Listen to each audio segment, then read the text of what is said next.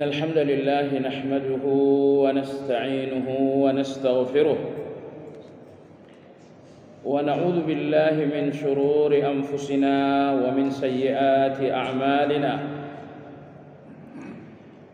من يهد الله فلا مضل له ومن يضلل فلا هادي له وأشهد أن لا إله إلا الله وحده لا شريك له وأشهد أن محمدا عبده ورسوله لا نبي بعده اللهم صل وسلم على محمد وعلى آله وأصحابه ومن اهتدى بهديه إلى يوم الدين يا أيها الذين آمنوا اتقوا الله حق تقاته ولا تموتن إلا وأنتم مسلمون. Kaum muslimin wal muslimat rahimakumullah,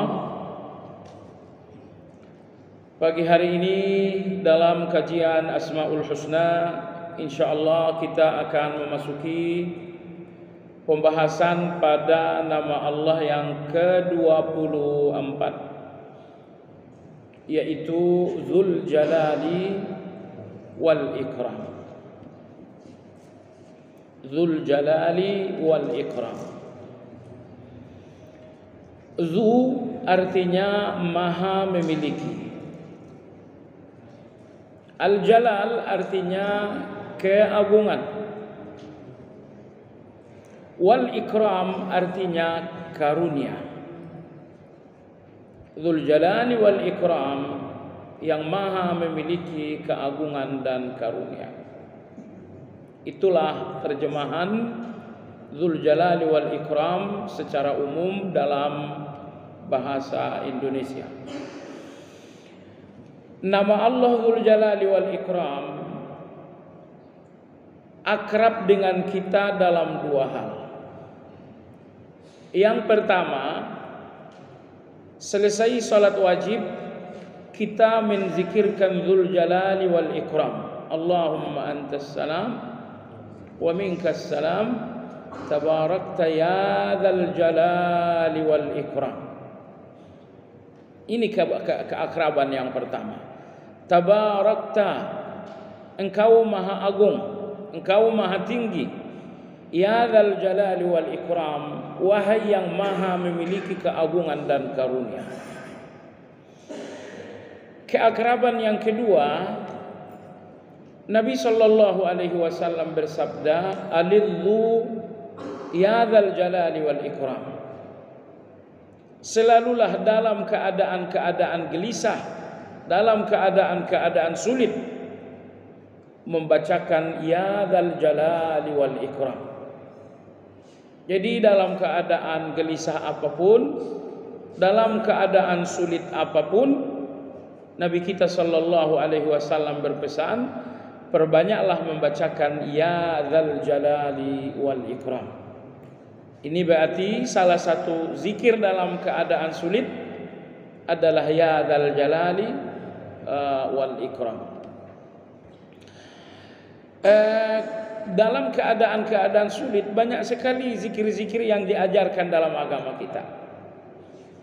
Yang bapak ibu sudah tahu adalah la ilaha illa anta subhanaka inni kuntu minadh dhalimin. Zikir yang kedua, ya hayyu ya qayyum birahmatika astaghits. Zikir yang ketiga, la ilaha illallah al-azimul halim, la ilaha illallah Rabbul arshil azim, la ilaha illallah Rabbus samawati wal ardi wa Rabbul arshil karim. Zikir yang keempat, la haula wa la quwwata illa billah. Zikir yang kelima adalah astaghfirullah, astaghfirullah, astaghfirullah sebanyak-banyaknya. Zikir berikutnya adalah Allahu Rabbi la usyriku bihi syai'ah. Zikir berikutnya adalah ya dzal jalali wal ikram. Zikir berikutnya adalah Allahumma salli ala Muhammad bersalawat. Kenapa dalam situasi-situasi sulit itu banyak sekali zikir yang diajarkan dalam agama kita?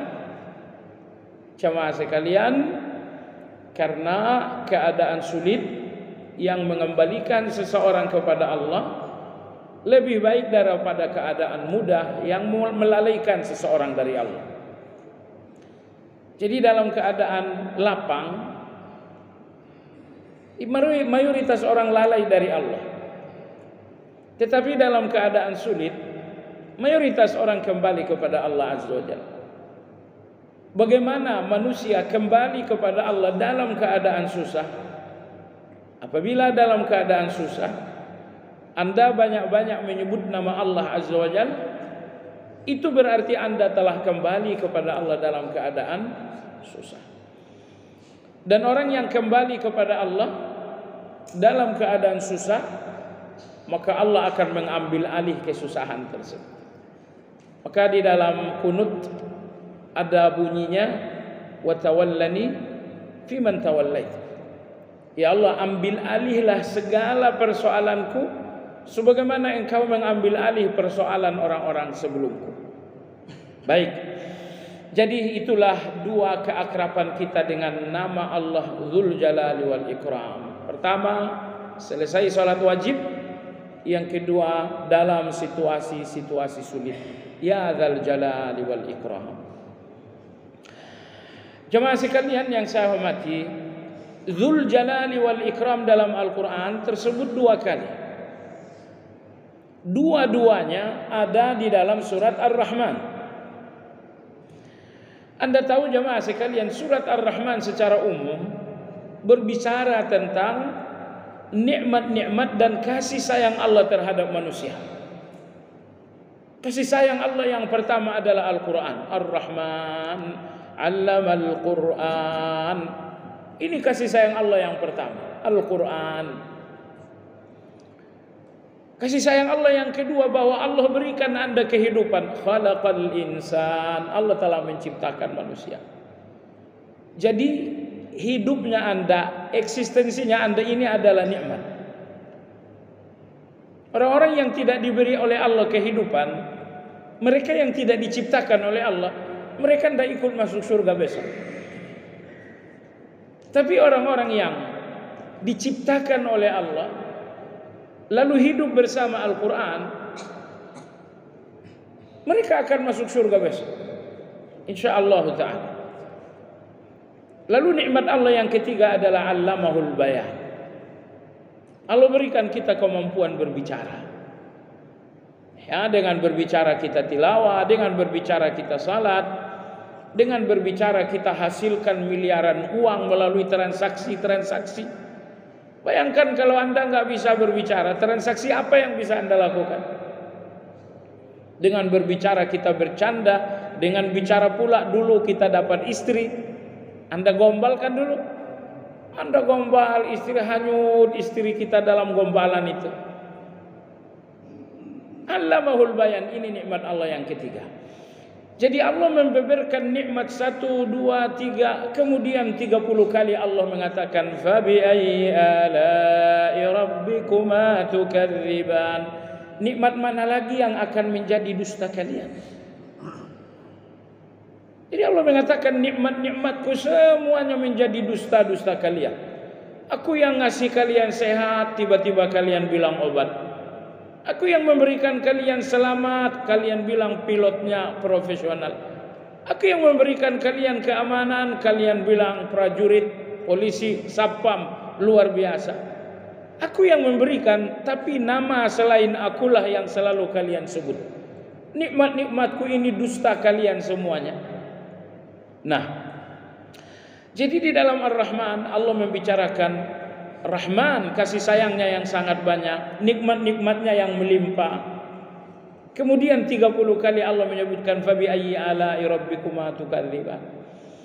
Dan di dalam surat Ar-Rahman inilah satu-satunya surat yang menyebutkan Dzul Jalali wal Ikram sebanyak 2 kali. Di tengah dan di bagian akhir.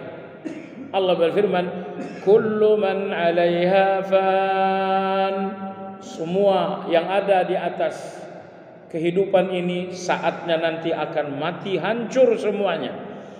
wa yabqa wajhu rabbika dzul jalali wal ikram, dan yang abadi hanyalah wajah Allah yang maha memiliki keagungan dan maha memiliki karunia.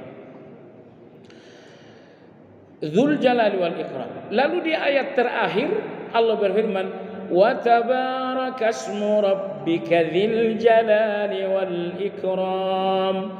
Maha tinggilah nama-nama Allah yang maha memiliki keagungan dan maha memiliki karunia. Baik jemaah sekalian, inilah dua kali Dzul Jalali wal Ikram dalam Al-Quran, dan dua-duanya ada di dalam surat Ar-Rahman. Dzul Jalal yang maha memiliki keagungan, wal Ikram dan karunia. Jadi Allah maha memiliki keagungan dan Allah maha memiliki karunia. Di dalam doa Anda meminta, yang Anda minta adalah karunia Allah. Karunia berupa kesehatan, karunia berupa keselamatan, karunia berupa ketenangan, karunia bahwa Anda lepas dari kesulitan. Karena Anda membutuhkan karunia Allah, makanya baguslah dalam meminta karunia-karunia itu Anda sebutkan Dzul Jalali wal Ikram. Ya Allah, berkaruniakan kepada aku kesehatan. Engkaulah Dzul Jalali wal Ikram. Seakan-akan Anda mengatakan, ya Allah, aku minta kepadamu karunia kesehatan karena karunia semuanya ada padamu. Sebab engkaulah wal Ikram, yang maha memiliki karunia. Ya Allah, karuniakan aku kemudahan dalam kesulitan ini. Karena kemudahan itu karunia hanya ada padamu. Sebab engkaulah Dzul Jalali wal Ikram, yang maha memiliki keagungan dan karunia. Allah Subhanahu wa ta'ala Dzul Jalal, maha agung, wal Ikram, maha memiliki karunia. Kenapa Al-Jalal disebutkan terdahulu baru wal Ikram? Maha memiliki keagungan dan karunia. Padahal bisa aja dibalik, Dzul Ikrami wal Jalal, yang maha memiliki karunia dan keagungan. Rasa-rasanya nggak jadi soal kalaupun dibalik. Jawabannya ternyata memang jadi soal jamaah sekalian kalau dibalik. Di mana soalnya kalau dibalik? Disebutkan Al-Jalal, maha agung, wal Ikram, maha memberi karunia. Karena Allah memberikan semua karunia-Nya dengan keagungannya. Dalam arti, tidak semua yang memberi karena keagungan. Anda, saya, Anda memberi apapun karena ingin mengharapkan sesuatu. Anda memberi uang, Anda memberi pertolongan. Apapun yang Anda berikan kepada orang lain, pasti karena Anda mengharapkan sesuatu. Masalahnya ada dua orang manusia yang memberi dan mengharapkan pemberian Allah. Ini namanya orang ikhlas. Nomor dua, ada yang memberi dan mengharapkan pemberian dari manusia. Ini namanya orang yang tidak ikhlas. Tapi apakah ada manusia yang memberi tanpa berharap? Gak ada. Kita manusia ini budak, kita manusia ini hamba. Di antara esensi kehambaan kita bahwa kita tidak pernah lepas dari berharap. Berharap. Kenapa manusia ini tidak pernah lepas dari berharap? Karena kodrat manusia ini memang hamba. Nah, masalahnya kalau Anda telah belajar iman, Anda akan menempatkan rasa berharap Anda di depan Allah Azza wa Jalla. Sehingga harapan kepada Allah itu membuat Anda menghamba kepada Allah. Tapi lihatlah orang-orang yang gak belajar agama, mereka menempatkan harapan-harapan di depan manusia, sehingga mereka pun menghamba kepada manusia. Orang-orang yang berharap kepada penguasa-penguasa, lihatlah bagaimana harapan itu membuat mereka menghamba kepada penguasa-penguasa. Orang-orang yang berharap kepada orang-orang kaya, kepada bos-bos, kepada direktur-direktur, Lihatlah bagaimana harapan itu membuat mereka menghamba kepada orang-orang kaya. Jadi karena kita memang hamba, kodrat hamba ini berharap. Tidak ada hamba yang tidak berharap.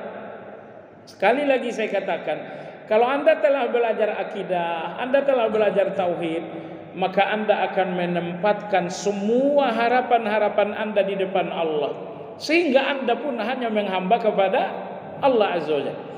Tapi kalau Anda tidak belajar tauhid dengan baik, harapan-harapan ini akan Anda letakkan di depan manusia.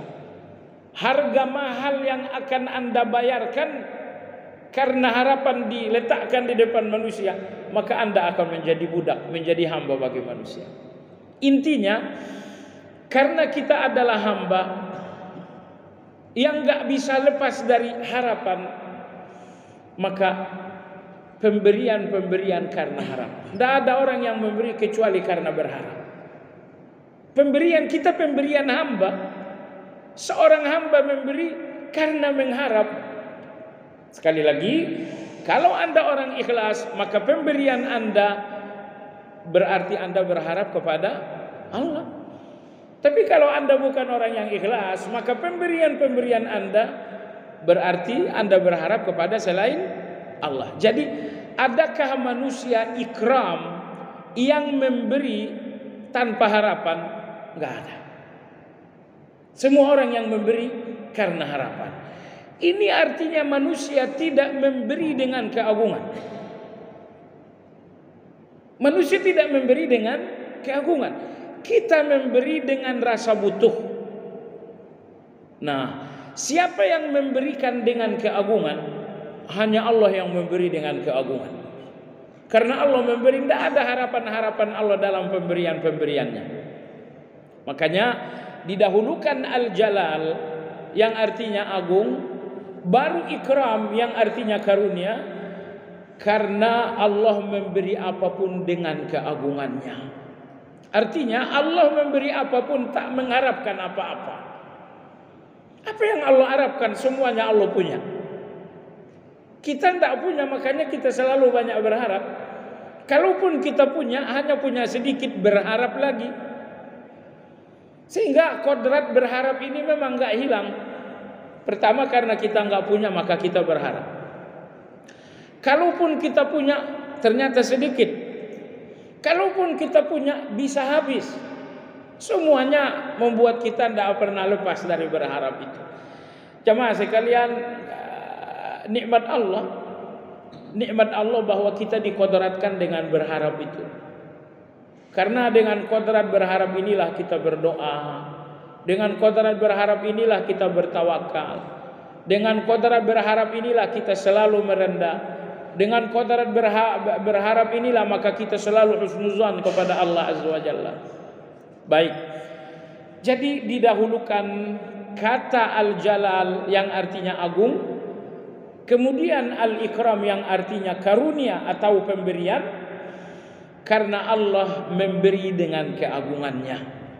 Artinya Allah memberi tak mengharapkan apa-apa. Baik jemaah sekalian yang saya hormati,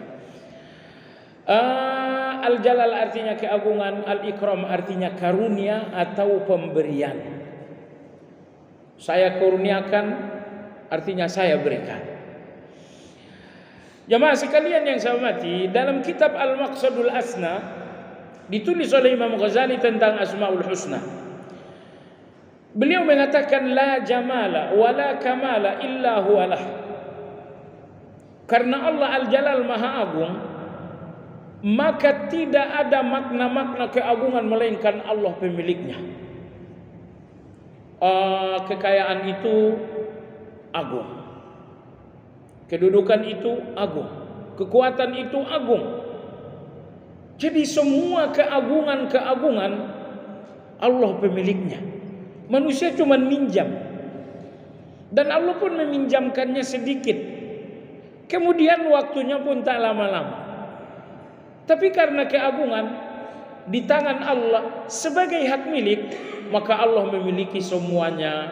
Semuanya pun tanpa batas waktu. Makanya Allah Dzul Jalal yang maha memiliki keagungan. Karena manusia ini bukan pemilik. Yang agung karena jabatan, beberapa bulan lagi selesai. Yang agung karena satu pekerjaan, enggak lama lagi pensiun. Yang agung karena kekayaan, nanti juga bisa bangkrut. Jadi kenapa orang-orang kaya bisa bangkrut?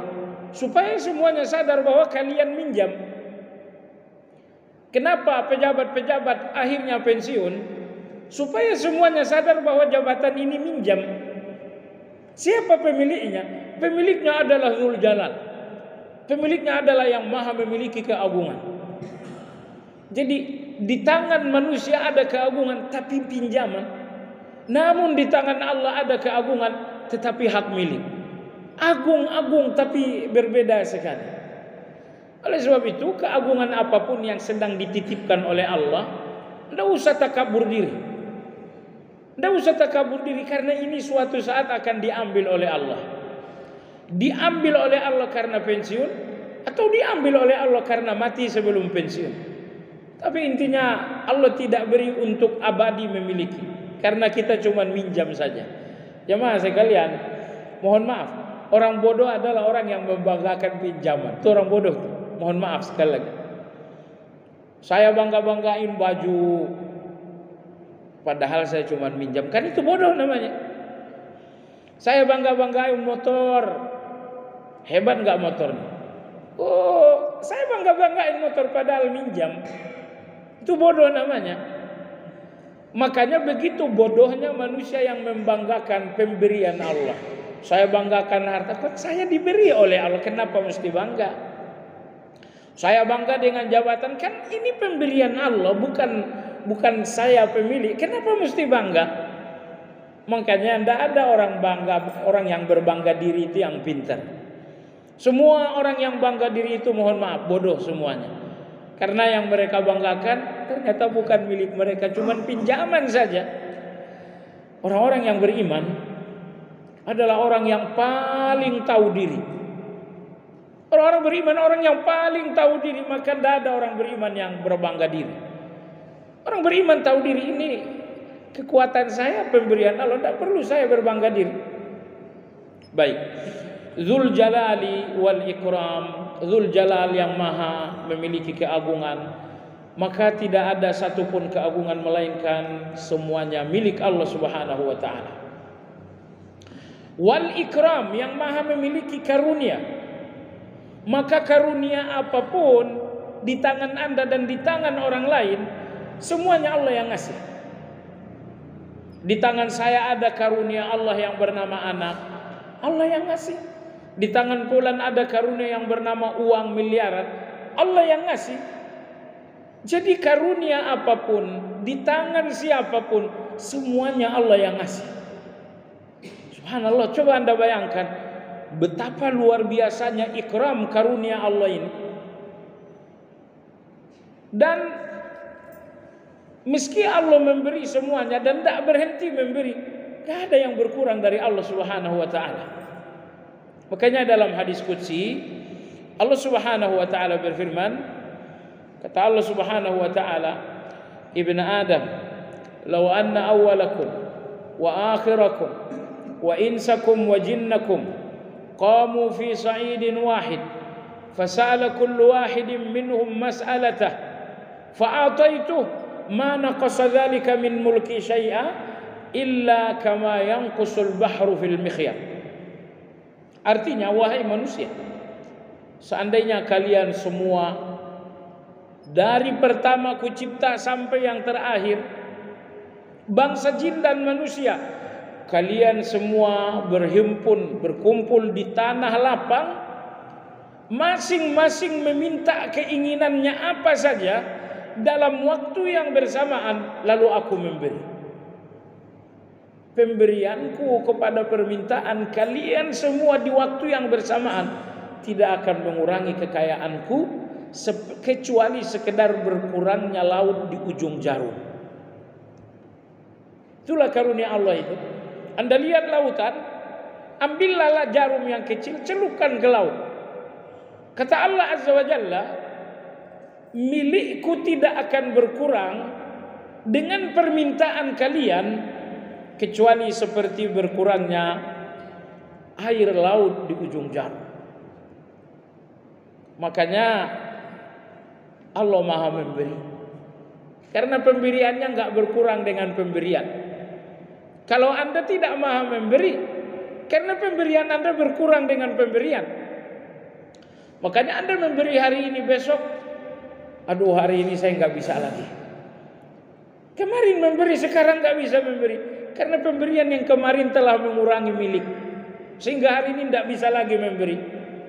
Allah Azza wa Jalla tidak pernah berhenti memberi, karena kekayaan Allah, milik Allah tidak berkurang dengan pemberiannya. Dari sejak Adam sampai kiamat, pemberian Allah ini enggak mengurangi kekayaan Allah, kecuali berkurangnya air, seperti berkurangnya air di ujung jarum.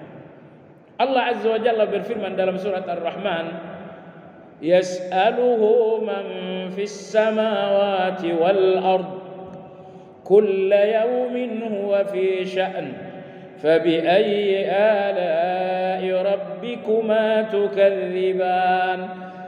Tidak henti-hentinya permintaan kepada Allah di setiap jengkal bumi dan di setiap jengkal langit.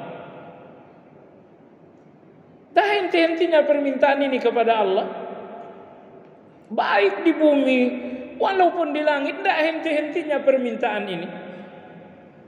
Lalu apa sikap Allah?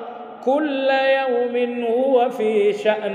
Setiap hari Allah pun sibuk dengan permintaan-permintaan itu. Jadi tidak ada permintaan Anda yang terabaikan, karena Allah sudah menyatakan, aku akan sibuk untuk permintaan kalian. Kalau Allah sibuk untuk permintaan Anda, tak mungkin permintaan Anda gagal, kecuali kalau Anda minta dengan cara yang tak baik. Baik jemaah sekalian yang saya hormati, itulah al-ikram yang maha memiliki karunia. Baik jemaah sekalian yang saya hormati, Allah Subhanahu wa taala Dzul Jalal maha memiliki keagungan. Ulama mengatakan fajalla man qasadahu wa dhalla man taradahu. Karena Allah memiliki keagungan, maka agunglah orang-orang yang tujuannya hanya Allah, dan akan terhinalah orang-orang yang tujuannya bukan Allah. Jamaah sekalian, hati-hati dengan tujuan. Ulama-ulama tazkiyatun nufus, kalau mereka bicara tentang tujuan, yang mereka maksudkan dengan tujuan adalah Allah. Oleh karena Allah Dzul Jalal maha memiliki keagungan, maka siapapun yang tujuannya hanya Allah, dia akan dapatkan keagungan Allah Azza wa Jalla. Nah, luruskan tujuan Anda, pastikan tujuan Anda hanya yang maha agung, sebab Allah akan berikan keagungan, Allah pinjamkan keagungan kalau tujuan-tujuan kita adalah yang maha agung. Anda dalam salat, tujuan Anda Dzul Jalal yang maha agung. Anda dalam tilawah, siapa tujuan Anda? Dzul Jalal yang maha agung.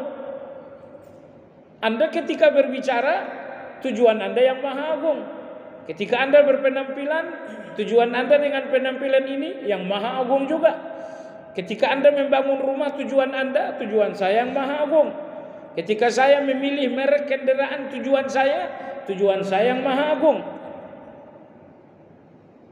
Jemaah sekalian yang saya hormati, ulama-ulama, Imam Nawawi dalam hal ini, Imam Nawawi rahimahullah, beliau mengatakan, seseorang dinamakan berhati bersih kalau ia memiliki 5 hal.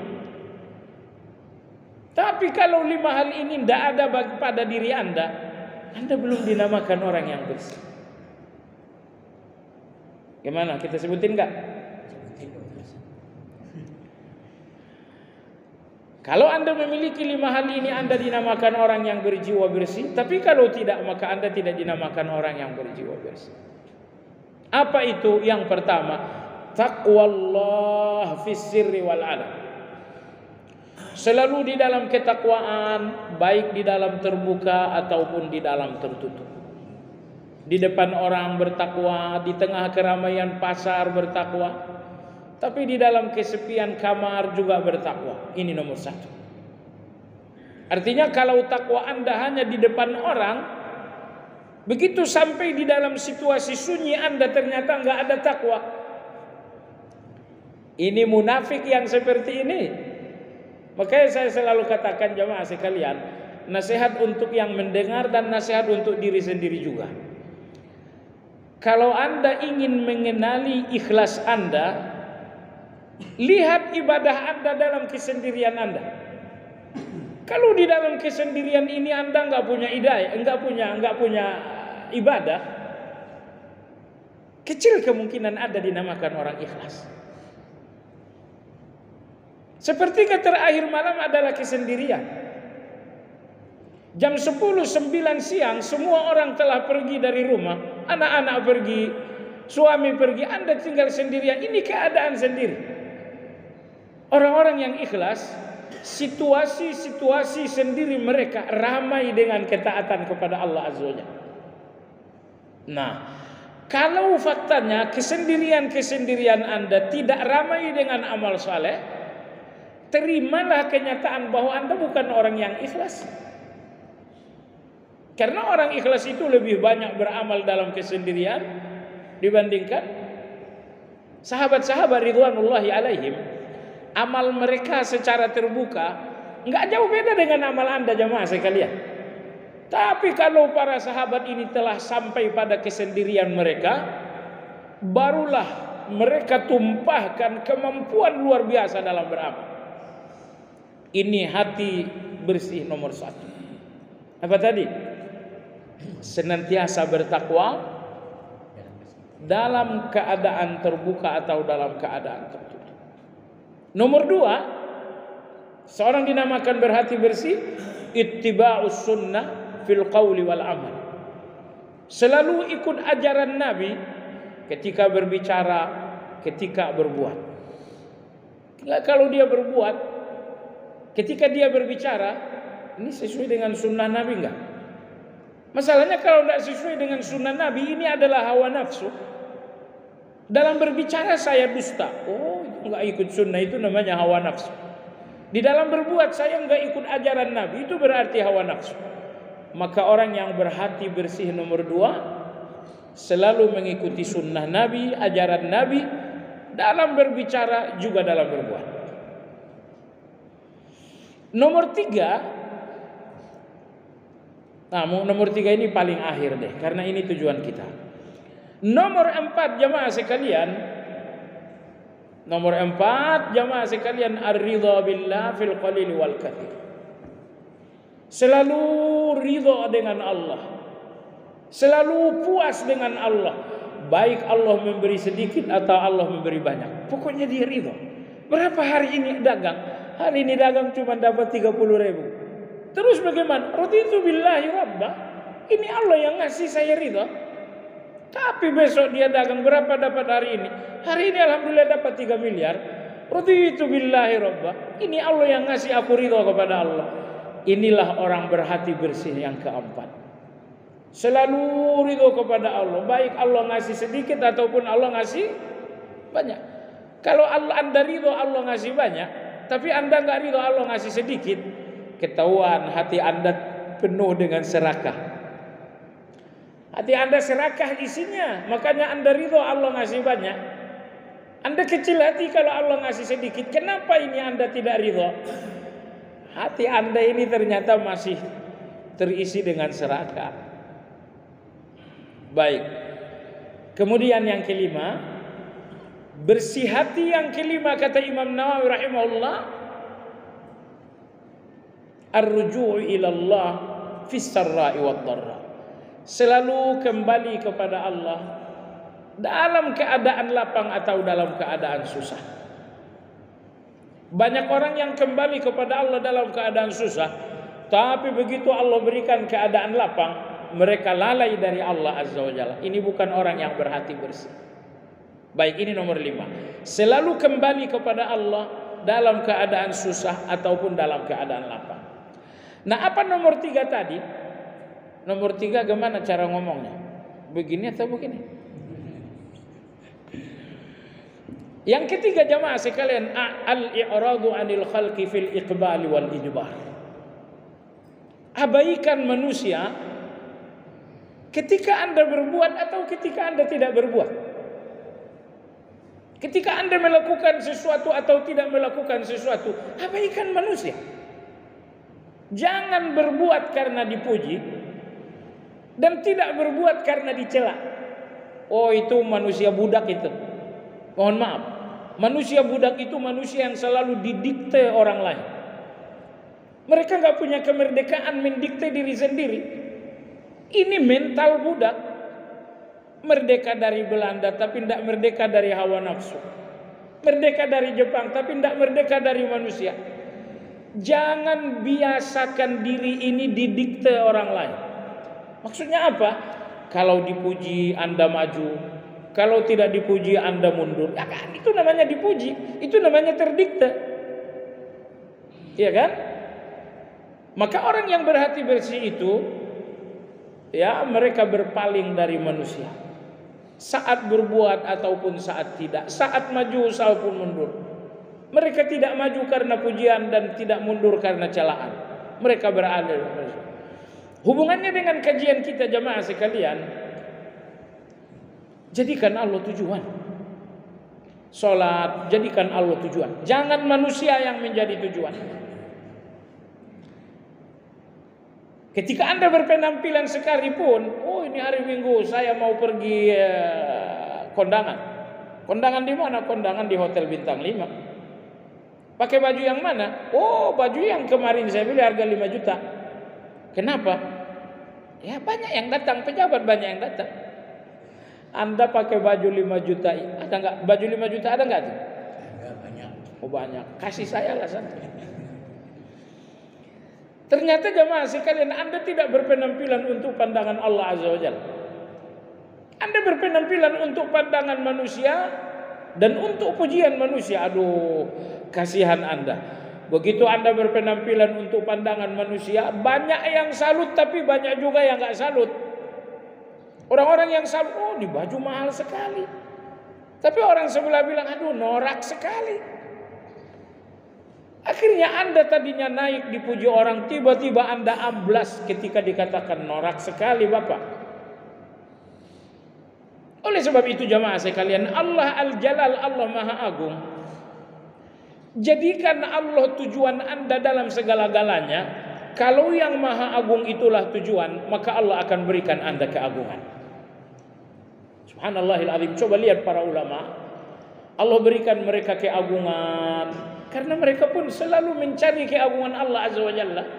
Ibnu Mas'ud radhiyallahu taala anhu mengatakan, "Man waqqara Allah fi qalbihi, 'azzamahu Allah fi 'uyunin nas."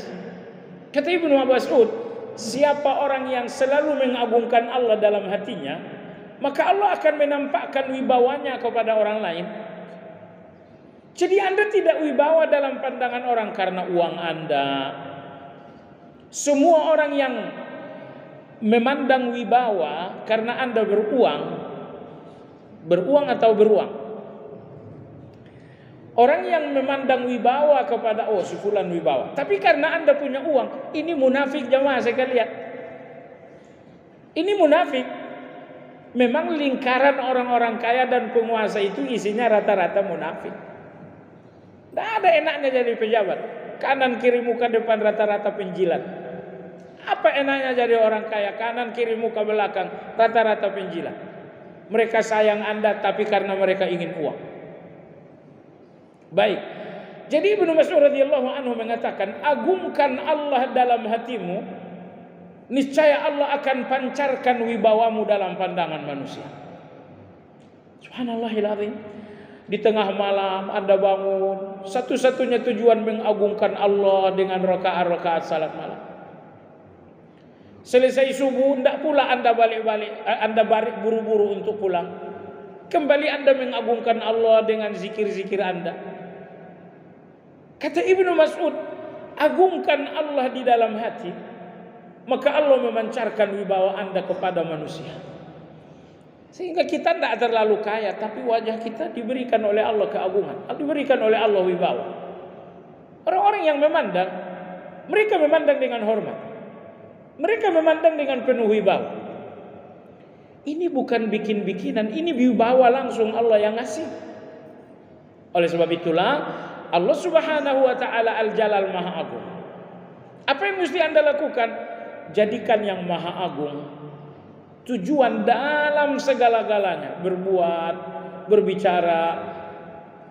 Hendaklah yang Maha Agung satu-satunya tujuan. Jangan jadikan selain Allah sebagai tujuan.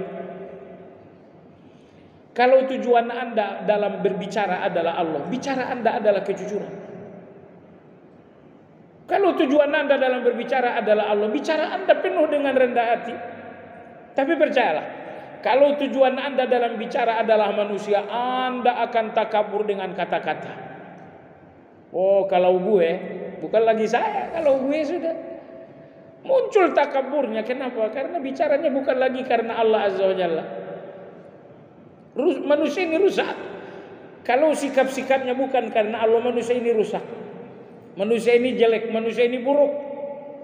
Tapi kalau Anda bicara karena Allah, mana ada dustanya? Bicara karena Allah, mana ada manipulasinya? Bicara karena Allah pastilah jujur, bicara karena Allah pastilah rendah hati. Begitupun dengan berpenampilan. Kalau Anda berpenampilan karena pandangan manusia, capek. Anda akan hipokrit, Anda akan munafik dengan penampilan-penampilan Anda. Baik jemaah sekalian yang saya hormati, Allah Subhanahu wa taala Dzul Jalal yang maha memiliki keagungan, maka jalla qadruhu fi qulubil mu'minin. Pastikan karena Allah Maha Agung, tidak ada yang mengalahkan keagungan Allah dalam hati Anda. Betul Anda mengagungkan fulan, Anda mengagungkan fulan, namun keagungan Allah tidak hilang dengan keagungan ini semua. Jemaah sekalian, apabila telah datang keagungan Allah, hilang semua keagungan itu. Contoh begini, waktu zuhur jam 12 kurang 10, Anda sebetulnya kerja, Bapak Presiden mengatakan fulan kamu kerja sampai jam 12 ini. Maka Anda pun bekerja mentaati seorang presiden yang agung. Tapi percayalah, begitu jam 12 kurang 10, keagungan Allah ini diperdengarkan. Allahu Akbar, Allah Maha Besar. Oh, Allah Maha Besar, presiden sekarang jadi kecil. Allah Maha Besar, gaji sekarang menjadi kecil. Allah Maha Besar, maka dunia ini semuanya kecil. Semua keagungan hilang begitu keagungan Allah sudah datang. Katakan kepada Bapak Presiden, Bapak Presiden, ini Allah harus saya agungkan ini. Ini jam 12 kurang 10, keagungan Allah menuntut saya. Kalau keagungan Allah telah datang, hilangkan semua keagungan itu jemaah sekalian. Oh, saya dipecat, mungkin Anda dipecat, tapi akan dapat ganti yang lebih baik. Anda dipecat dari pekerjaan bukan untuk hilang rezeki. Anda hilang pekerjaan dan enggak hilang rezeki. Yang Anda butuhkan kerjanya atau rezekinya? Yang Anda butuhkan rezekinya jemaah sekalian, bukan kerjanya. Semua yang hilang karena Allah. Misalnya Anda dipecat, aduh, ini kau enggak turut perintah. Ya, ini kan saya harus mengagungkan Allah sekarang. Azan, zuhur. Ya sudah, kalau gitu kamu dipecat. Tidak usah sedih hati jemaah sekalian. Sedih hati dipecat kalau Anda salah. Tapi sedih hati dipecat kalau ini karena Allah. Allah bertanggung jawab, mengembalikan. Tidak ada yang hilang. Tidak ada yang hilang, semuanya apabila Anda melakukan itu karena Allah Azza wa Jalla. Baik jemaah sekalian, oleh karena Allah Al-Jalal, Dzul Jalal Maha Agung, pastikan bahwa keagungan Allah dalam hati Anda mengagungkan segala yang agung. Makanya segala yang agung hilang keagungan mereka begitu keagungan Allah datang. Orang tua, betapa agungnya orang tua jemaah sekalian. Tapi ketika orang tua ini memerintahkan maksiat, keagungan orang tua ini hilang. Karena ini soal keagungan Allah. Allah berfirman, wa in jahadaka ala an tusyrika bi ma laysa laka bihi ilmun fala tuti'huma. Kalau dua orang tua memaksa kalian berbuat dosa, jangan taat. Kalau orang tua memaksa kalian syirik, memaksa kalian maksiat, fala tuti'huma, jangan taat lagi. Jadi lihat, ketaatan kepada siapapun menjadi hilang kalau itu sudah berlawanan dengan hak Allah. Allahu Akbar. Dzul Jalal, betapa maha agungnya Allah Azza wa Jalla. Semua wewenang menjadi hilang kalau wewenang Allah telah datang. Semua yang agung hilang keagungannya kalau keagungan Allah datang. Maka ingat-ingatlah selalu Dzul Jalal maha agung, Dzul Jalal maha memiliki keagungan. Jemaah sekalian yang saya hormati, karena Allah Subhanahu wa taala al-Ikram. Al-Ikram artinya Allah maha memiliki karunia. Allah maha memiliki karunia, Allah maha memiliki pemberian. Oleh karena Allah Subhanahu wa taala al-Ikram maha memiliki karunia, dengar baik-baik. Fa an'ama duna istihqaq. Maka semua karunia Allah karena Allah maha memiliki karunia, bukan karena Anda berhak. Jemaah sekalian, sebagian orang ngerasa Allah kasih saya harta emang karena saya berhak. Orang-orang yang melihat bahwa karunia di tangan Allah, mereka tidak melihat nikmat Allah ini karena hak. Ya, orang-orang yang beriman, semua nikmat Allah di tangan mereka, mereka mengatakan ini bukan hak saya. Ini pemberian Allah dan Allah memberikannya bukan karena memang saya berhak. Allah berikan saya kekayaan karena Allah ikram, maha memberi, bukan karena saya layak diberi. Ini tolong difahami. Jadi Allah memberikan saya karena Allah maha memberi, bukan karena saya berhak diberi. Dalam catatan Al-Quran, Qarun salah satunya orang yang merasa berhak dengan pemberian Allah. Dalam surat Al-Qasas Allah berfirman, qala innama utituhu ala ilmin indi.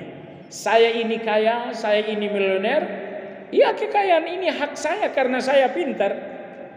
Jadi tidak ada orang yang melihat pemberian Allah sebagai hak kecuali orang yang berjalan di atas jalan Qarun. Orang-orang yang beriman, mereka tidak melihat pemberian Allah itu adalah hak. Mereka mengatakan pemberian Allah ini adalah karena Allah maha memberi, bukan karena saya berhak. Sehingga karena Anda tidak melihat pemberian Allah adalah sebuah hak Anda, maka Anda pun tetap rendah hati dengan pemberian Allah. Maka Anda pun tetap tawaduk dengan pemberian Allah. Orang-orang yang sombong dengan pemberian Allah karena mereka merasa ini hak. Kekayaan saya ini hak saya dari Allah. Tetapi orang-orang beriman tidak. Kekayaan saya ini karena memang Allah maha memberi, bukan karena saya berhak. Nah, ini tolong Anda bedakan.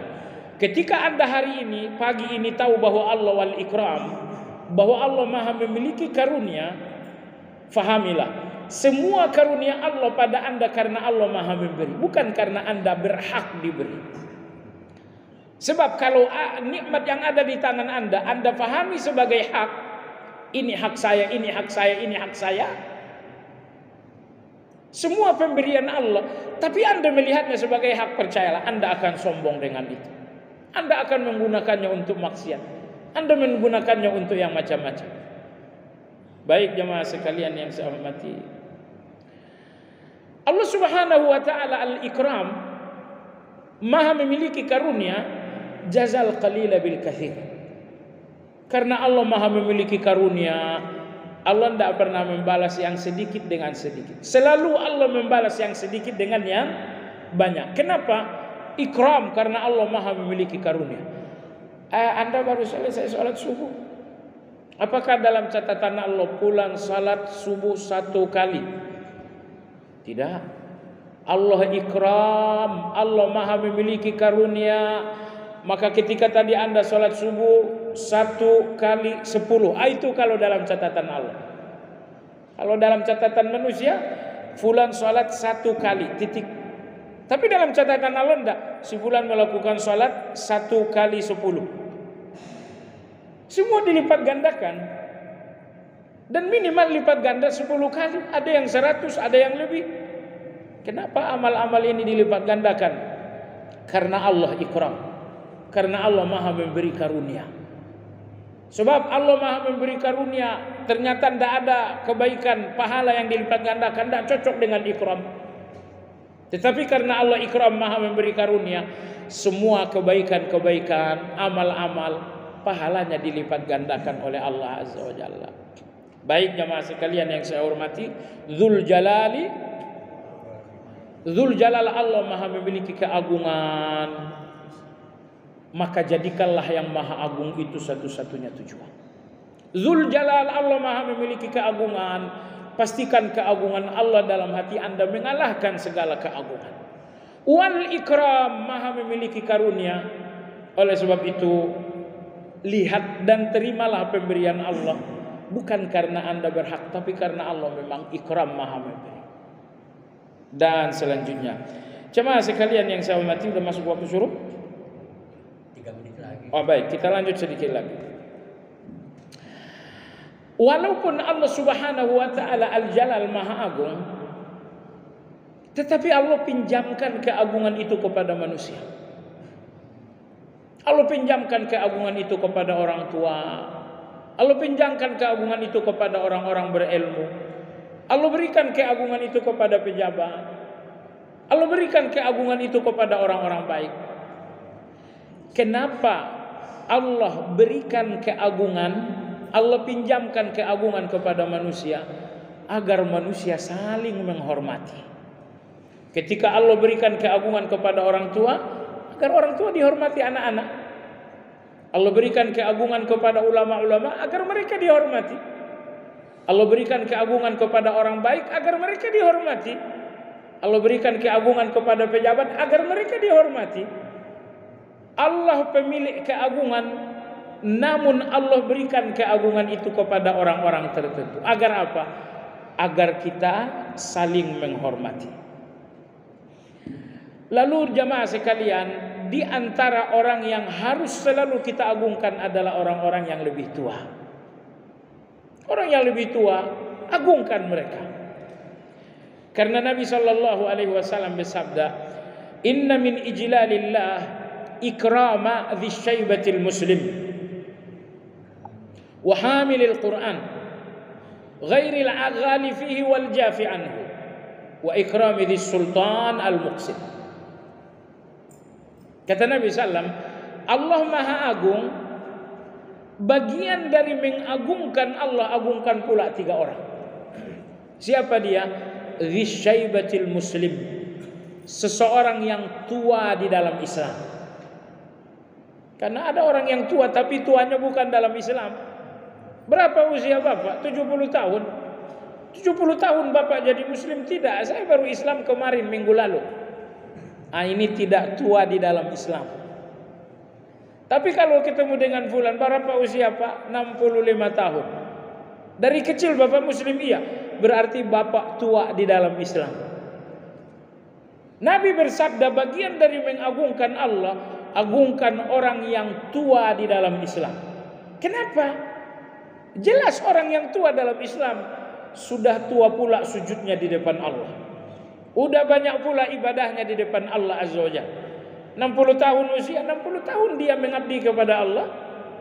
70 tahun usia, 70 tahun dia ibadah kepada Allah. Maka Nabi bersabda, bagian dari mengagungkan Allah, agungkan orang yang telah berusia tua di dalam Islam.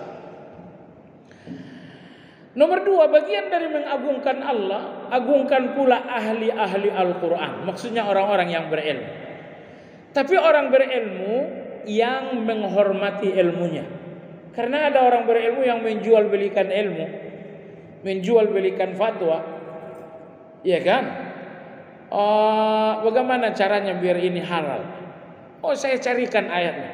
Nanti kita putar-putar kanan kiri biar jadi halal. Kan sekarang lagi modelnya begitu. Ada yang haram tapi enak kali.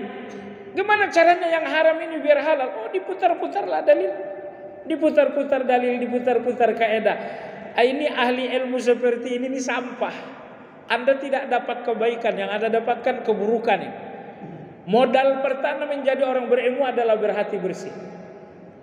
Kalau orang yang berilmu cari-cari popularitas, mulutnya enggak akan jujur dalam berfatwa.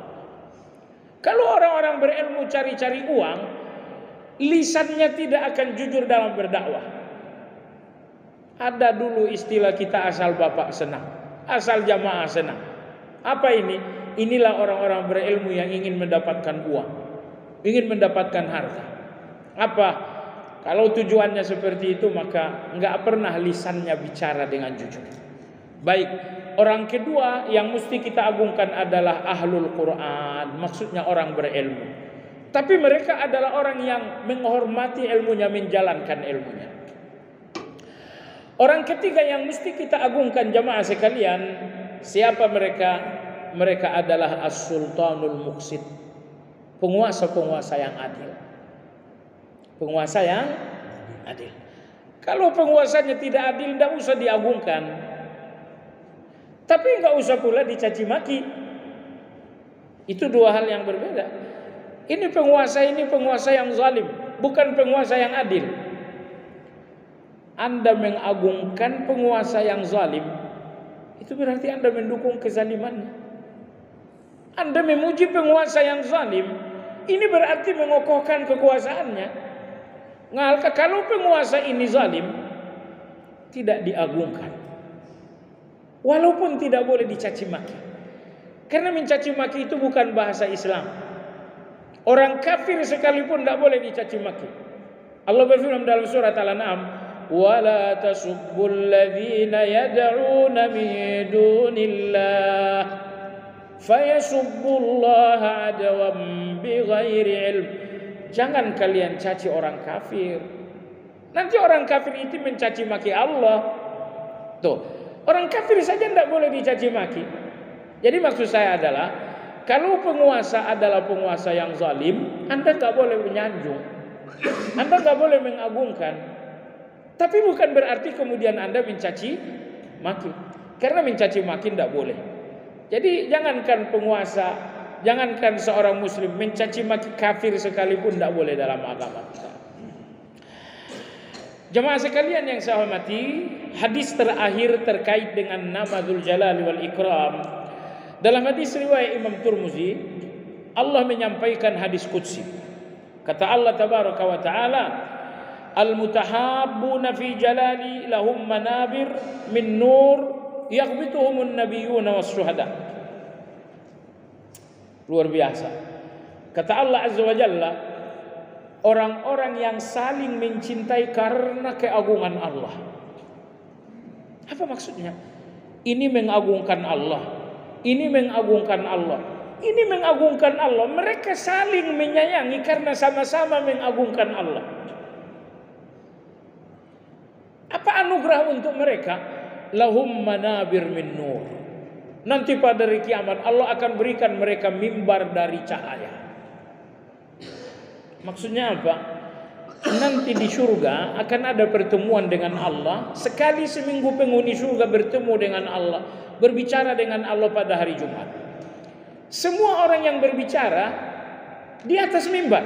Ada yang berbicara di atas mimbar dari emas, ada yang berbicara di atas mimbar dari perak.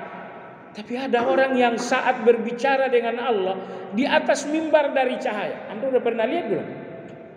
Belum pernah lihat? Tidak perlu lihat sekarang. Yang penting nanti Anda ada di situ. Siapakah mereka yang nanti di surga berbicara dengan Allah di atas mimbar dari cahaya? Mereka bukan nabi-nabi. Mereka bukan orang-orang yang mati syahid. Sehingga nabi-nabi dan orang yang mati syahid pun cemburu kepada mereka. Siapa mereka? Mereka adalah orang yang saling menyayangi karena sama-sama mengagungkan Allah. Mereka saling merindukan karena sama-sama mengagungkan Allah. Mereka saling tolong menolong karena sama-sama mengagungkan Allah. Ini fulan ini mengagungkan Allah. Ini fulan ini mengagungkan Allah. Ini mengagungkan Allah. Akhirnya Anda saling menyayangi, saling bantu-membantu, saling merindukan karena sama-sama saling mengagungkan Allah Azza wa Jalla. Baik, jemaah sekalian yang saya hormati, demikian kajian kita pagi hari ini. Semoga kajian ini bermanfaat. Barangkali ada pertanyaan? Udah masuk syuruk kan? Sudah. Oke. Assalamualaikum warahmatullahi wabarakatuh. Waalaikumsalam warahmatullahi wabarakatuh. Keagungan itu apakah Allah berikan hanya kepada kaum muslim atau non muslim juga? Kenapa pertanyaan ini? Karena kondisi saat ini keadaan dunia kan dikuasai oleh non muslim, Ustaz. Faktor apa yang membuat seperti itu?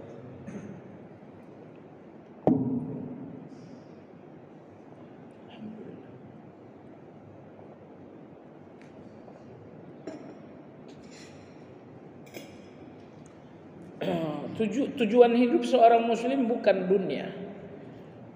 Ya, tujuan hidup seorang muslim adalah ibadah. Itu tujuan hidup seorang muslim. Karena tujuannya adalah ibadah, orang mau kaya, orang mau milioner, gak ada hubungan. Saya gak akan melihat itu sesuatu yang berarti. Yang paling mahal dalam pandangan saya adalah tujuan saya itu ibadah. Dunia ini bukan tujuan saya, sebanyak apapun saya nggak melihatnya sesuatu yang berharga. Nah, orang-orang kafir memang tujuan mereka dunia, maka Allah berikan mereka dunia, wajar. Allah berfirman dalam Al-Quran, "Man kana yuridul hayatad dunya wa zinataha nuwaffi ilaihim a'malahum fiha wa hum fiha la yubkhasun." Siapa yang mencari-cari dunia akan kami kasih dan kami enggak kurangi sedikit pun. Nah, jadi kalau dunia ini memang berkumpul di tangan orang kafir karena tujuan mereka dunia, dan Allah udah janji dalam ayat tadi. Ayat tadi ada dalam surat Yunus. Siapa yang menginginkan dunia akan kami kasih dan kami enggak akan ngurangin.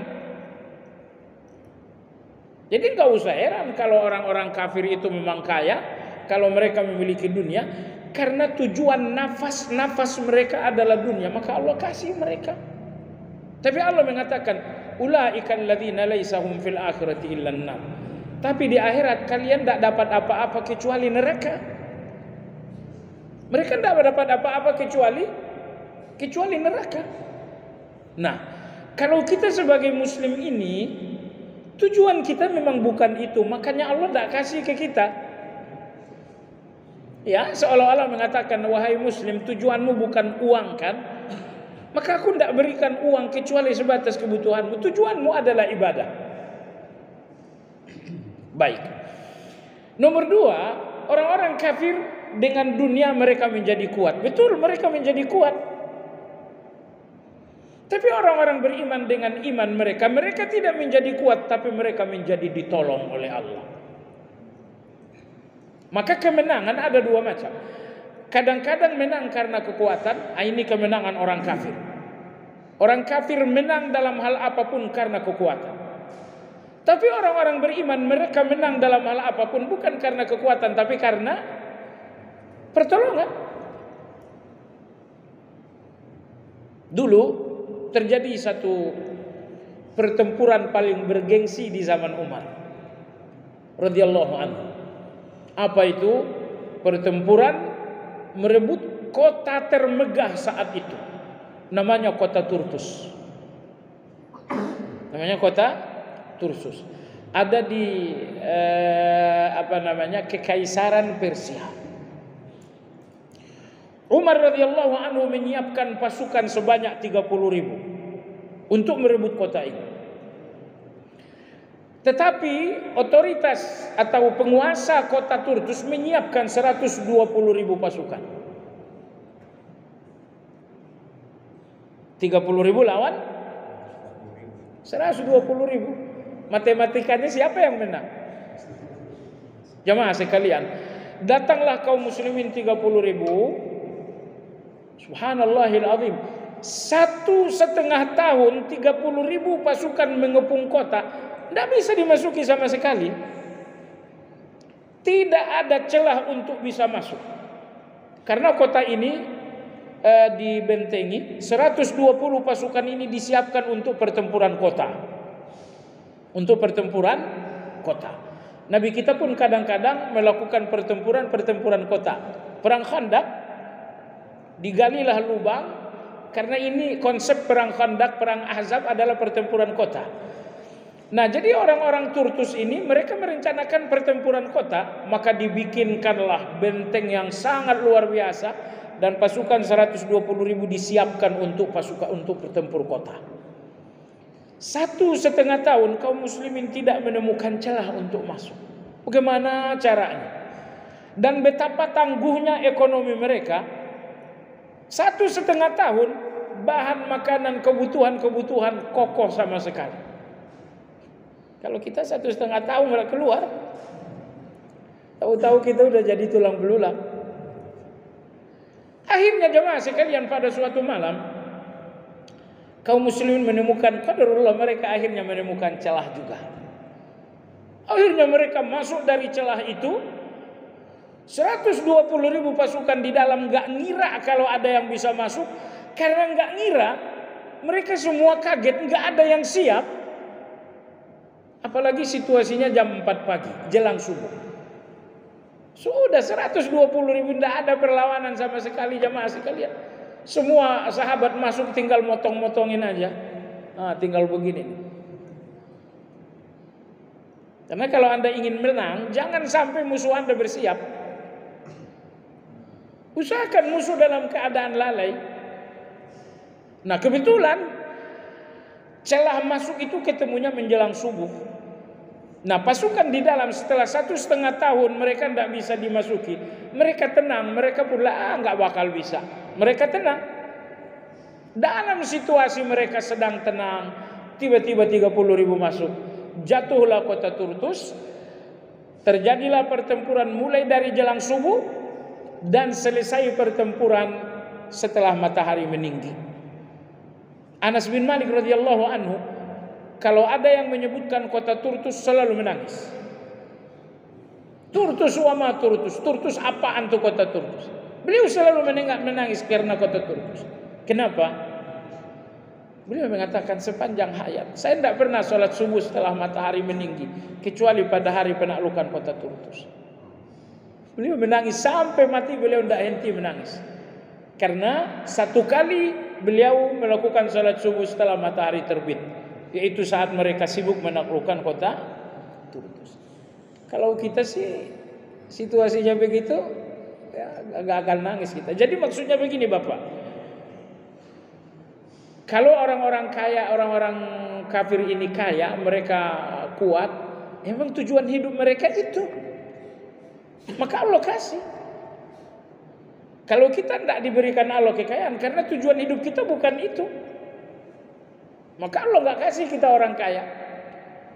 Tapi percayalah, kebutuhan kita ditanggung jawabi oleh Allah Azza wa Jalla. Nomor 2, karena Allah berikan mereka kekayaan, maka mereka kuat. Kemenangan mereka karena kekuatan. Dan kita, kemenangan kita bukan karena kekuatan, tapi karena pertolongan. Jadi nggak ada yang aneh. Amerika ambillah dunia sebanyak-banyaknya, nggak jadi soal. Israel ambillah dunia sebanyak-banyaknya, nggak jadi soal. Kita nggak sakit hati mereka jadi orang kaya, karena kita tidak bertujuan jadi orang kaya. Tujuan kita adalah rukuk sujud kita jangan terganggu. Kalau sampai ada yang ganggu, awas. Kita punya penolong untuk melawan. Kalian punya kekuatan, kita punya penolong.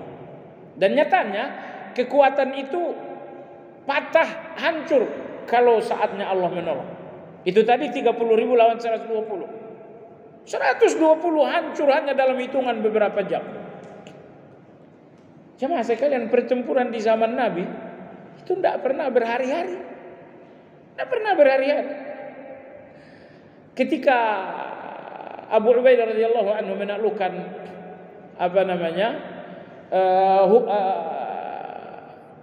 Nahawan kalau tidak salah. Pertempuran itu mulai setelah zuhur dan setelah selesai salat asar. Zuhur 1:30 mulai, selesainya mungkin sekitar 4:30. Dikirimkanlah surat kepada Umar. oleh Jenderal Abu Ubaidah, "Wahai Umar, kami telah menang. Pertempuran mulai setelah zuhur dan selesai setelah waktu asar panjang." Itu kan artinya cuman beberapa jam. Dan pertempuran ini bukan 5 lawan 5. Ini ratusan ribu lawan puluhan ribu. Tidak pernah kaum muslimin berhenti. Tapi Umar radhiyallahu anhu membaca surat. Beliau menangis. Beliau menangis. Beliau mengatakan, kenapa baru menang setelah asar? Mestinya kalian menang lebih cepat dari itu. Umar radhiyallahu anhu menangis. Pasti di tengah kalian ada prajurit yang maksiat sehingga pertolongan Allah tidak maksimal. Makanya kalian terlambat menang. Wallahu alam. Demikian kajian kita. Subhanakallahumma wa bihamdika asyhadu an la ilaha illa anta astaghfiruka wa atubu ilaik. Alhamdulillahirabbil alamin. Assalamualaikum warahmatullahi wabarakatuh.